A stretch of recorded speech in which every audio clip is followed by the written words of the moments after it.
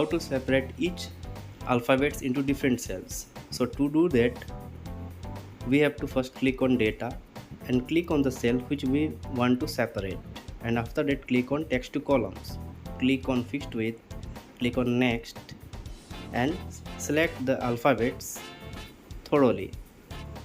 After that, you have to click on next and finish. So you can see the results here. Now next, how to separate each words into different cells. So to do that, select on cell, click on data, click on text to columns, click on fixed width, click on next. You can see that every alphabets are separated. Click on next and finish. So this is the result. And now the next,